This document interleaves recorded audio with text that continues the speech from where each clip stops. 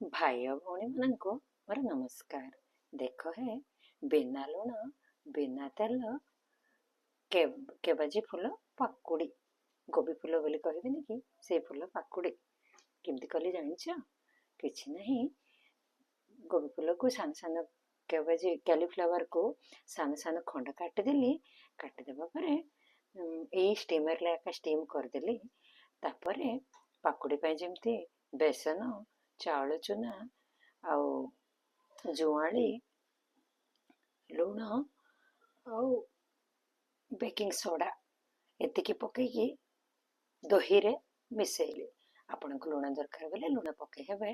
Steam ଆଇଁରେ ଏକା କରିଦେଲି। ଆଇଁରେ ଏକା ସର ସହିତ ଭାଜିଦେଲି। କ'ଣ ଡିଫରେନ୍ସ କ'ଣ ଅଛି? ପ୍ରେଜେଣ୍ଟ ଚୁଲିରେ ଆହୁରି ଜଳୁଛି, ପୁରା ଫ୍ରାଇ ହେବ। କ'ଣ ଡିଫରେନ୍ସ ଲାଗୁଛି? କିଛି ନାହିଁ। ବର୍ଷା ପଡୁଛି ତ ପାକୁଡ଼ି ଖାଇବାକୁ ଟିକେ ଇଚ୍ଛା ଲାଗିଲା। ବହୁତ ଦିନ ପରେ ପାକୁଡ଼ିଟା ଏନ୍ଜୟ କରୁଛି।